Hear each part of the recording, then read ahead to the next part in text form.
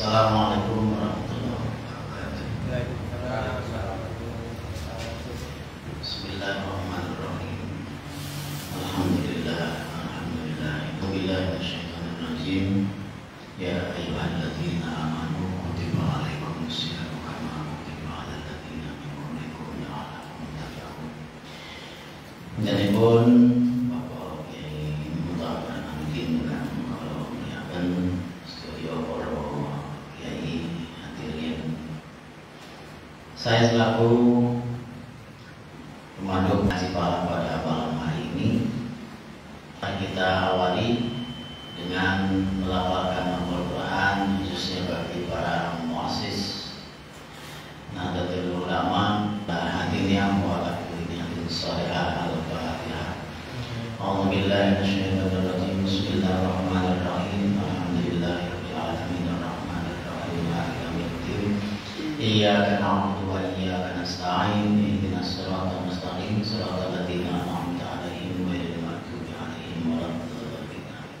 Untuk materi pada malam hari ini masih melanjutkan materi yang pertemuan ketiga. Mungkin pada malam hari ini akan lebih banyak prakteknya terkait dengan pengukuran arah kiblat. Untuk itu waktu sepenuhnya kami serahkan kepada beliau Bapak Kyai Muhammad Amin. Assalamualaikum warahmatullahi wabarakatuh.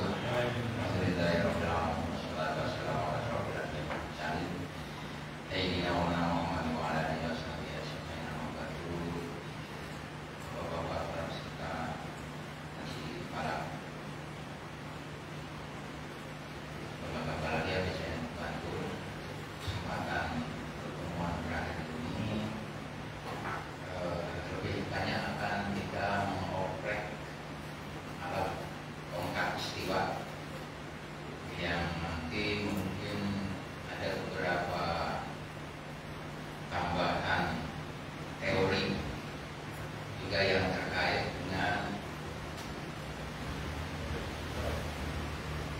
penggunaan tongkat istiwa ini.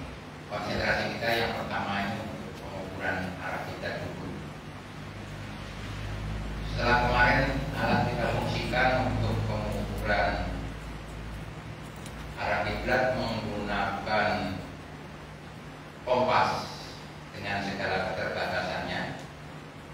Maka malam hari ini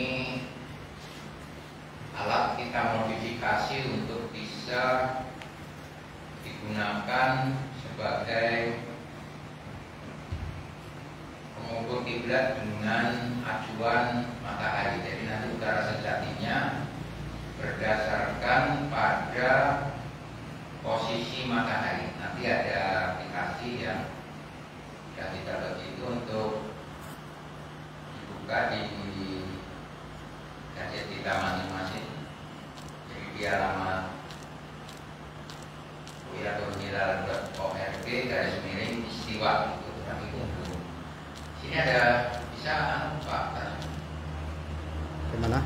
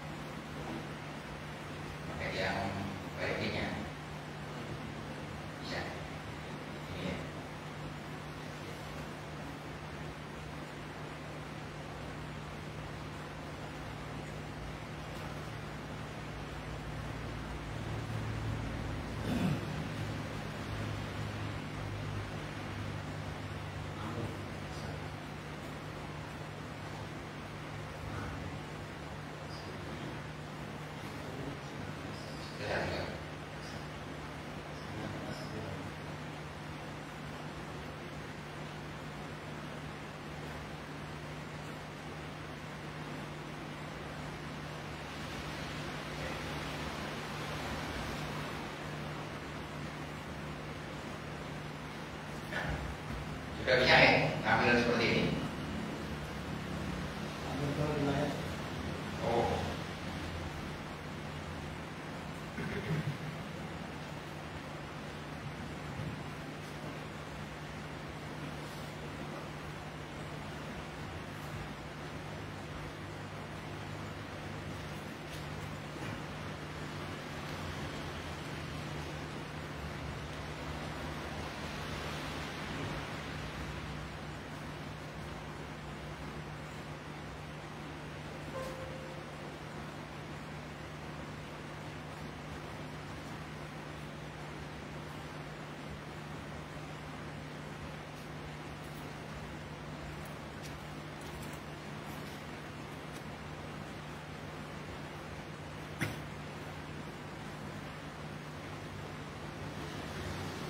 Kalau sudah muncul di layar nanti di launch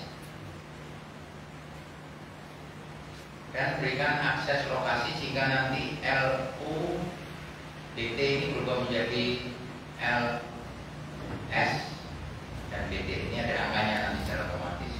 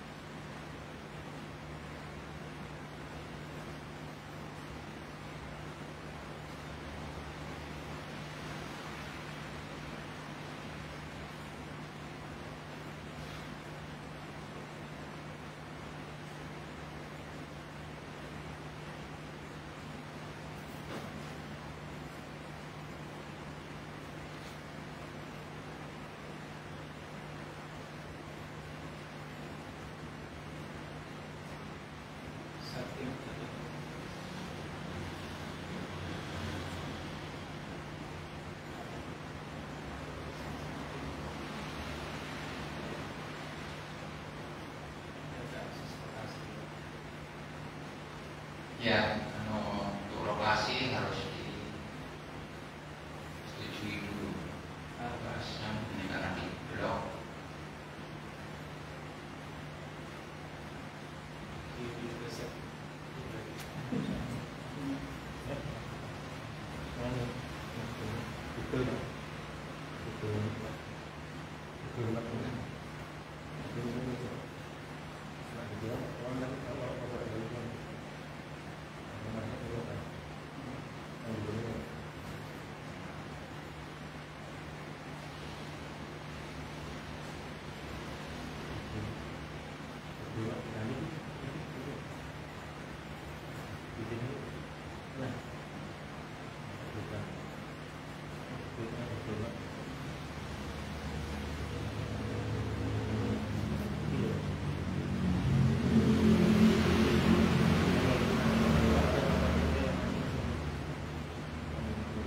Kalau di blok ini pas, nyati dulu.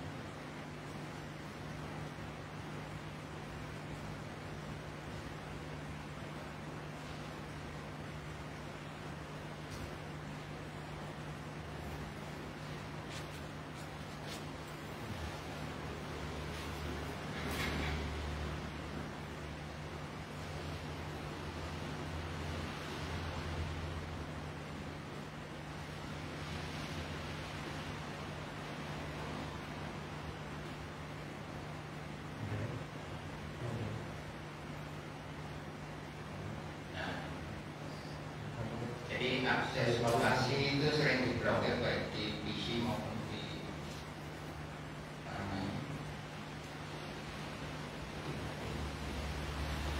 ponsel. Jadi kalau sudah diberikan akses nanti akan muncul angka lintang dan jujur. Jadi ini ya, ketika kita melakukan pengukuran ini harus mundur dulu. Harusnya paling tidak sampai di angka menit ini sama ya. Kemudian di sini ada tombol-tombol. Saya akan kenalkan dulu 5 tombol yang warna-warni ini. Resep ini ketika kita mau mengulang dari depan tanpa harus menuliskan kembali halaman situs. Yang kedua, track ini untuk memunculkan perhitungan.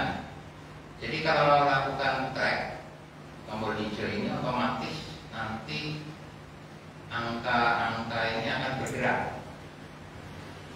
Artinya dia akan menghitung secara real time pada jam dan tanggal yang ada di sini. Walaupun matahari nggak kelihatan, tapi akan ditunjukkan informasinya oleh aplikasi ini. Apa saja yang ditunjukkan oleh aplikasi ini tentang posisi matahari?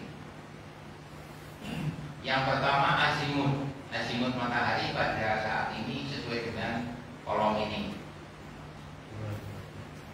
Yang kedua juga ditunjukkan azimut kiblat perhitungan. Kalau azimut matahari ini selalu berganti-ganti setiap detik, tapi azimut kiblat tidak, karena dia tidak bergerak.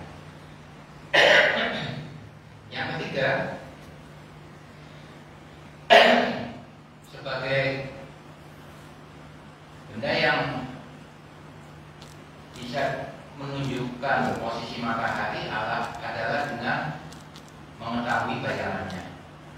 Prinsip bayangan adalah lurus dari posisi matahari. Artinya kalau bayangannya ke barat, mataharinya mesti di timur. Kalau mataharinya di barat, bayangannya ke timur. Lurus ini selisihnya 180 derajat. Kalau kita amati itu 256, maka bersesuaian dengan 176. Itu kalau ditambah 180, 76 itu ketemunya 256. Nanti kalau dia 270, berarti ketemunya 90. Yang akan kita pakai azimut bayangan ini. Untuk apa? Untuk mengetahui arah dari jatuhnya bayangan paku yang ada di alat ini. Ini nanti dulu yang akan kita mengetahui angka-angka di sini dulu. Yang tanggal ini, tanggal saat tracking ini berlangsung. Jam ini perhatikan angka-angka detiknya selalu sesuai dengan jam yang ada di gadget kita.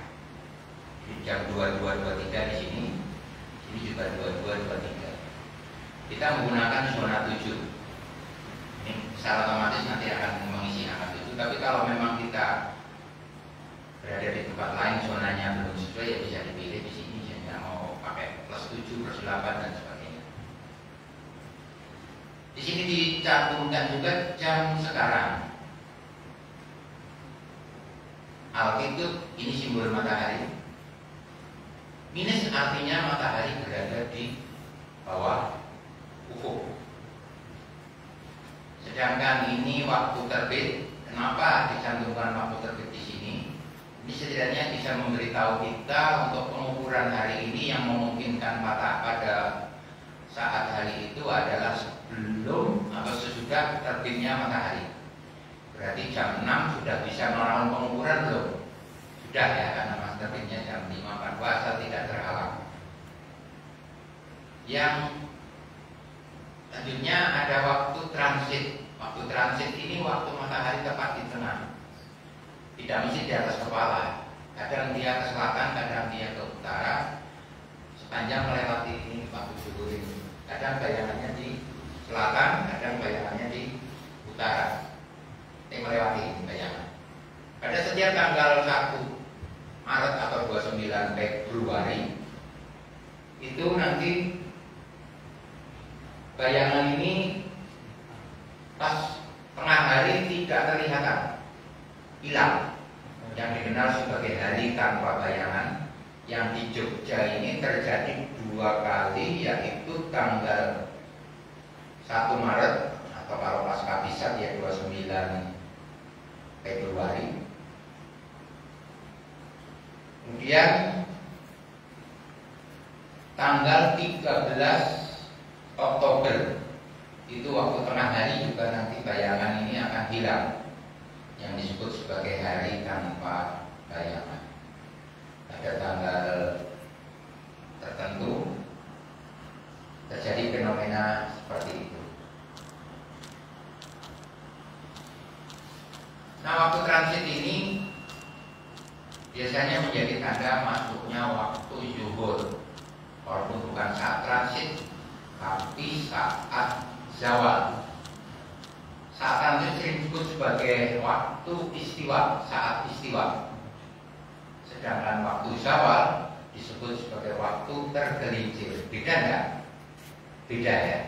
Kalau istiwa itu tepat di tengah, kalau tergelincir itu sudah condong. Nah, berapa kecondongannya menurut secara astronomis? Ya, asal piringan matahari sudah meninggalkan garis meridian, garis pembatas barat dan timur. Maka kalau bulatan matahari itu setengah derajat, berarti jari-jari matahari itu 1/4 derajat. Nah, 1/4 derajat ini akan melewati langit itu dalam waktu 1 menit.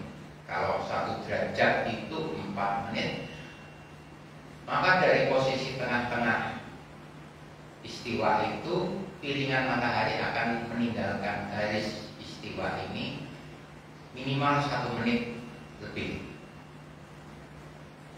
Nah, lebihnya ini kita bisa menggunakan kehati-hatian, ihtiyati, yang mana untuk waktu zuhur biasanya ihtiyatinya ini 3 menit. 1 menit itu untuk disebut zawal, 2 menit itu untuk penambahan ihtiyati waktu sholat. Sehingga kalau kita misalnya mau menggunakan waktu istiwa ini saat matahari nanti melintasi garis hitam waktu zuhur di alat kita itu ya harus ya di garis yang ada di sana ini harus betul-betul ada koreksi yang nantinya penambahan waktu itu betul-betul memastikan matahari bayangannya itu sudah ke timur atau posisi mataharinya itu benar-benar sudah ke arah barat karena bayangannya di timur, jadi seperti itu. Mataharinya udah ke barat sehingga bayangannya sudah masuk ke timur. Yang selanjutnya di sini ada terbenam. Terbenam itu digunakan untuk mengetahui terakhir kali kita bisa menggunakan matahari kita itu untuk melakukan pengukuran. Jadi kalau terbenamnya 17.45, ya nantinya kita harus sebelum itu sudah siap-siap.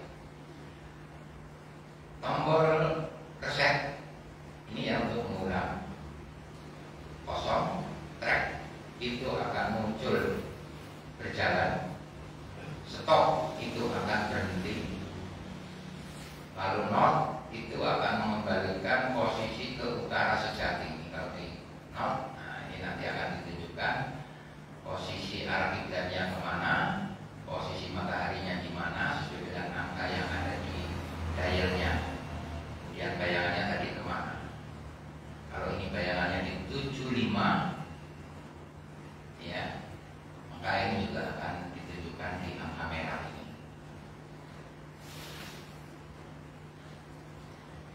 Ketika ini kita track, reset, lalu track,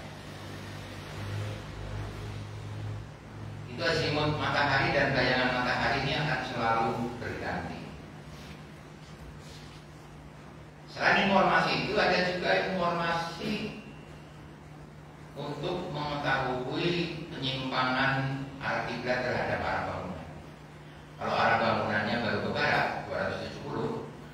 penyimpangannya ya 24 derajat sekian. Kalau mengukurnya dari tempat kita ini jarak ke Ka'bah ya sekian kilometer. Sehingga kalau geser 1 derajat itu sebetulnya kita gesernya di sana itu 145 km 1 derajatnya. Maka ini pentingnya kita melakukan pemegang arah kiblat dengan angka yang lebih teliti itu agar sebisa mungkin pergeseran ini tidak terlalu jauh. Jadi unsur domnya kita kurangi dengan angka-angka, walaupun ini juga tidak bisa disebut sebagai sebuah pastian atau hal-hal yang pasti, enggak. Tapi setidak-tidaknya kita sudah mengarah ke sana. Kemudian ini yang untuk isian arah bangunan, ini ketika kita misalnya mengukur masjid, kita harus ketemu arah bangunannya misalnya 280. Itu kalau kita hitung, itu ya nanti setelah ini semua perhitungan itu harus di stop dulu sebelum dimasukkan angka-angka. Setelah stop ini akan berhenti. Ya, lalu ke 0. Sehingga kalau kita cek setiap tanggal 28 Mei pukul 16:18 ini matahari di atas Ka'bah. Artinya harusnya azimutnya ini sama dengan azimut arah kiblat, tidak akan jauh. Ya. Azimut matahari pada tanggal terjadinya Rasul Kiblat 28 Mei pukul 16:18 ini ternyata sama dengan azimut arah kiblat. Dia hanya selisih 0,1 dalam pengukuran, itu tidak terlalu bermasalah. Artinya pada saat ini kita tidak perlu mengukur menggunakan alat-alat seperti ini, cukup mengetahui bayangannya saja. Ya. Karena kalau kita ukur ya nanti bayangannya akan lurus garis yang ada di sini, garis kiblat ini. Bayangannya mesti akan mengarah ke sini pada setiap tanggal 28 Mei pukul 16:18. Dan yang kedua terjadi pada tanggal 16 Juli. Ini bisa untuk ngecek pukulnya 16:27. Ini kalau kita hitung ya sama, posisi matahari sama dengan posisi arah kiblat 294. Ya memang bayangannya ke sini karena bayangannya arahnya yang ke timur, tapi itu lurusnya 294 juga.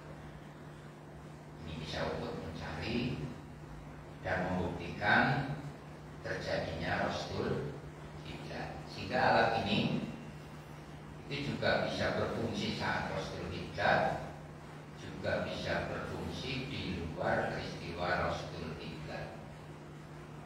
Yang harian juga ada.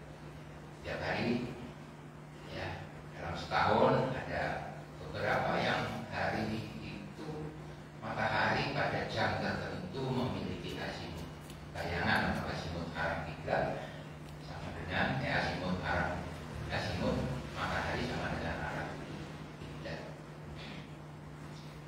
Ini yang ada di aplikasi. Ini adalah arah matahari, simbolnya ini. Ini kalau ini dijalankan, ditunggu ini bergerak terus posisinya. Ini kalau ini di track gitu ya, ini juga ini akan berjalan.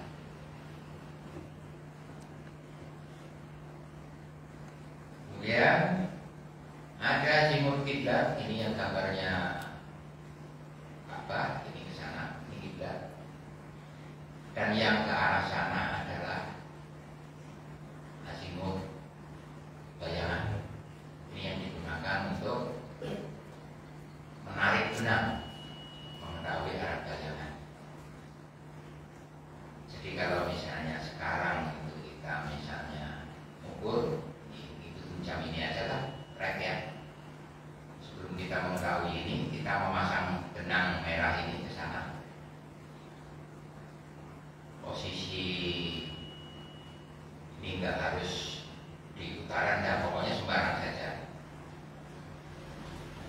Lalu kita cek angkanya 73,5 ini di stop. Jadi ketika udah pas di stop saja. Lalu tekan 0. Lalu nanti kita akan tahu bahwa kita harus kompasin angka 73,5 ini di benang yang tadi sesuai dengan arah jatuhnya bayangan. Kalau kita sudah melakukan setting cycle ini, lingkaran ini tepat di angka sesuai dengan azimut bayangan, maka kita mendapatkan arah utara sejati. Nanti kompas mungkin tidak tepat betul karena kompas ini memiliki gangguan-gangguan dari sekitar dan juga gangguan deklinasi, sehingga mungkin tidak tepat di 0, mungkin geser 1 ke kiri atau ke kanan, tergantung nanti apa yang intinya ini arah kompas ini bisa untuk cek kita apakah kalau penyimpangannya terlalu besar mungkin kita salah melihat jadwalnya. Nah, jadwal ini bisa juga ditangguhkan. Artinya begini, kita belum berhasil menghidupkan ini, tapi kita punya jam. Misalnya besok kita mau ukur kiblat, alatnya udah dipasang, lalu cari bayangan. Bayangannya udah satu, dipasang benangnya ke situ. Nah, catat jamnya. Kalau jamnya jam 10 hari besok, ya ini kita di stop. Itu ya. Ini besok jamnya diganti 10. Lewat berapa? Misalnya lewat 1. Ini begitu. Nah, maka bayangan yang sudah ditarik menggunakan benang itu dicocokin angkanya, circle-nya itu, angka circle-nya di lingkaran itu dicocokin 247 ini. Ya. Nanti kita akan mendapatkan posisi seperti ini. Jadi ketemu utara sejati, ini bayangannya yang tadi di 247. Circle-nya juga menunjuk di angka 247. Dan mataharinya karena masih pagi, dia masih berada di timur, bayangannya yang ke arah barat. Ini tentu nanti akan diikuti penunjukan jalur kompas yang ke arah utara. Jangan sampai kebalik, berarti kalau ada yang ini kebalik, itu kompas bisa untuk verifikasi. Walaupun sebenarnya yang lebih akurat ya pakai matahari, tapi paling tidak kalau kompasnya juga sudah menunjuk sama ke arah utara, berarti ini mencari arah utara sejatinya itu sudah bisa tepat. Karena sering begini, angka-angka ini juga sering mungkin inputnya enggak tepat lokasinya, karena juga tergantung pada kondisi di lapangan, apakah bisa menangkap sinyal dari satelit GPS atau tidak, ini juga akan mempengaruhi. Tapi prinsipnya seperti itu. Nah, dalam pengukuran arah kiblat nanti ada yang disebut arah bangunan.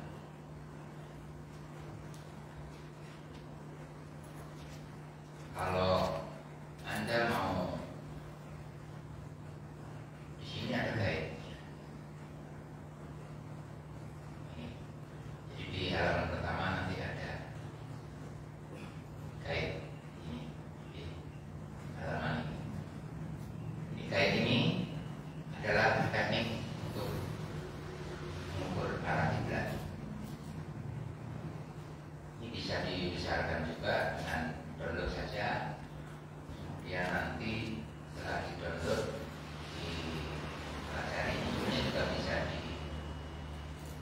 dibesarkan biar kita bisa melihat teori dan teknik pengukuran arah kiblat di sini.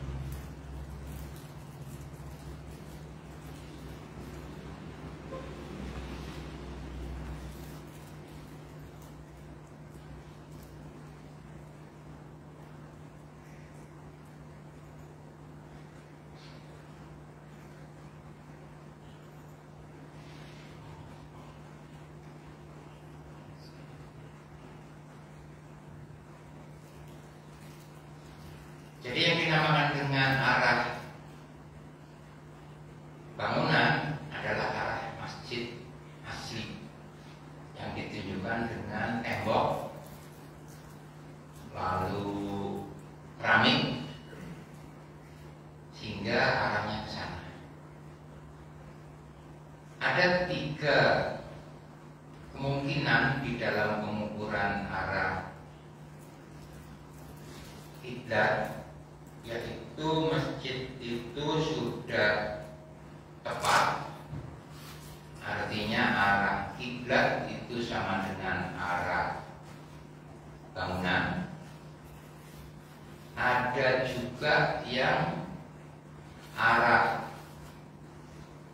bangunannya terlalu ke utara sehingga shopnya itu miring ke kiri. Yang banyak masjid itu arah bangunannya kurang ke kanan, artinya shopnya nanti banyak yang miring